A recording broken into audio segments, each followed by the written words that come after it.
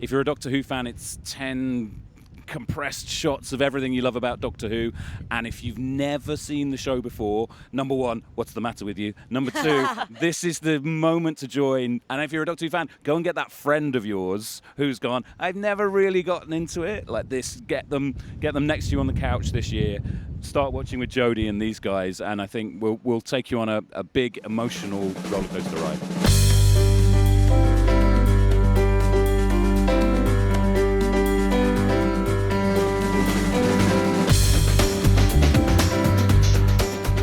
So, Jodie, first question for you. How does it feel to see yourself immortalized as a bobblehead?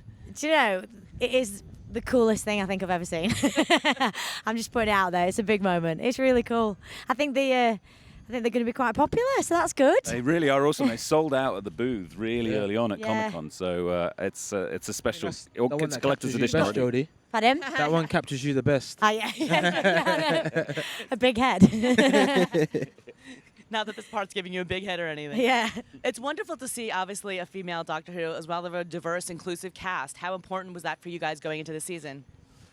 I just think it's important that we start reflecting what's around us and, reflecting art and reflecting what's happening right now. So I just think it's good that we're reflecting what's happening right now. And, yeah, that's what I think about it. I know, and it's exciting, obviously, with this role being played previously by men, but obviously casting me isn't going against the makeup or the fabric of the show. It always has been about celebrating change. So the fact that the Doctor is a different gender. I've said women are not a genre about 15 times so far, but like we're not. It's different, but it's not. And I think like what we all feel as well. It's exciting for us now, but we hope we're not having these conversations, after 2018. We hope this is the year to get on board with what we all know is to be just. And I think Chris has done this amazing balance in which I like to think I didn't get cast just because I was Asian.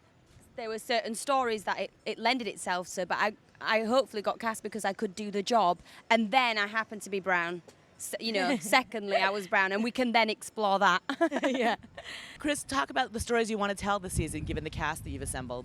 Well, I think with the big thing with this season of Doctor Who is with a new Doctor and new friends, you want to bring in everybody around the world. So it's sort of our biggest, most emotional, most inclusive, most epic season yet. We've got 10 standalone stories. We're going to go to different worlds. We're going to go to different places in history. We're going to be on contemporary Earth. We're going to be talking stories that resonate with the world today. And I think if you're a Doctor Who fan, it's 10 compressed shots of everything you love about Doctor Who.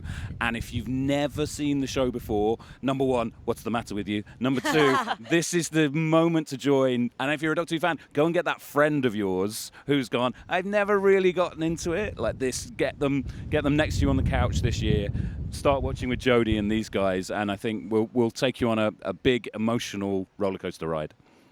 Jodie, how does your Doctor compare to the Doctors we've seen before? I don't know. I think the fans are probably going to have to judge that. I just think everything that excites me about the role is how hopeful the Doctor is, how energetic, a continual pacifist that you've said, and just all the things that make people love the Doctor is continued. But then obviously I will bring a new energy and a new, I suppose, instinct sometimes, because it is me, and that's what makes it exciting, that you can recast the same part with different actors and go in all these different directions, but fundamentally you're always the Doctor. So yeah, hopefully everyone likes me. If not, Tosin and Bradley. Yeah. Mandip likes me.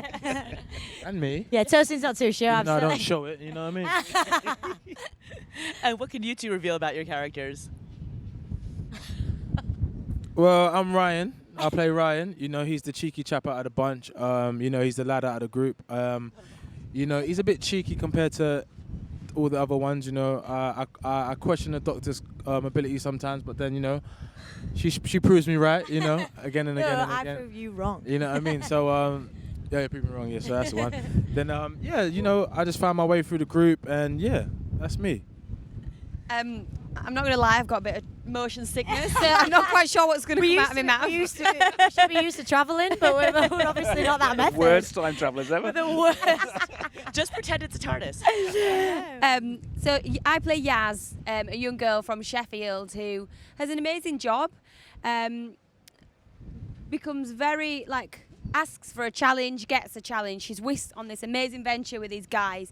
She creates an amazing bond with Tosin's character and Brad's character, and then the dynamics between them three and the Doctor is just beautiful. But they individually go through their own stories, and they learn so much about themselves and their own issues. And I think it was written really well in the sense that every character is different to each other, so we all bring, naturally as a group of friends, we all bring something completely different to the to the group. We bring something different to the table, and each companion is explored in their own ways, and their backgrounds are explored, and you know, I learn new things about Tosin's character, he learns new things about my character. Together we go on these amazing ventures in which we explore and learn new things, and me as an actor, I learned so much. I think as well, it just feels really ensemble, doesn't it? And you know, and it is. Obviously, everyone knows the Doctor, but what's wonderful of having three friends in it, and is that there's time for those characters to go off and do things, and it's a very shared responsibility. What monsters can we expect to see this season? Are classic monsters going to be coming back? New monsters. No, it's all new monsters. So you have a whole load of new stories, and I think for us, it's about what the show does next. You know, what monsters are there that might resonate with concerns going on in our world? What new stories can we tell? So new monsters for these new people to fight, and new cosplaying for people next year at Comic-Con. And what about the TARDIS? How does the TARDIS compare to ones we've seen before? Is there a TARDIS? Well, that's the question, isn't it, Deborah? Yeah, that's the $64,000 question, because it exploded and dematerialized at the end of the Christmas special and threw the Doctor out. So rude. She's falling through the air with no TARDIS to her name when we next meet her. I'm terrified. What other? Obviously it's wonderful to see a female Doctor. What other female firsts do you want to see? What other, traditionally male roles is it time that we see a woman take over, or a person of color? Good question. I don't know. I love females, so anything with females in it, I'll probably watch it. So you know. I think. I mean, I think there's just the fact that if we just cast who we think is right for the job, just start there, and then every door is open to everyone, and then we don't have to be defined by all the other things that the box tick bits. And I think if we treated every role, obviously some are gender specific, that's not something to kind of shy away from, you know, but regards diversity or anything like that, it's just audition an actor and say who's the right person for the role. It should be that simple, and it kind of slightly blows our minds that it sometimes isn't that simple. But you know, I think as far as kind of iconic roles, thinking of women, I don't know, like possibilities Jane are endless. Bond? A Jane. Do I look like a Jane Bond? James. Jane. Oh, Jane, I see what you did there. You see? I see what you did there. I look like a Jane. I've got a great run. You don't drink. You've been rubbing. Oh, can I have just a lemonade? Oh, I don't like it. And last question, since we're at Comic-Con, I feel like I have to ask you about superheroes. So what do you think is the most overrated superhero power? Overrated. Overrated. Superpower. Overrated. Superpower. Maybe X-ray vision. Oh, I'm yeah. not sure I'd want that. No. I'd like to fly. No, you can use X-ray vision for like playing poker and I stuff. wouldn't want to be big and bulky. You know, in that sense of like Hulk gets big and like smashes up things. I just think, I just broke something I loved accidentally because I picked it up. I just think that my hands are big cumbersome. Or the Blob. Remember the wouldn't- Blob in Marvel? That's just a waste of time, innit? Do you know what I mean?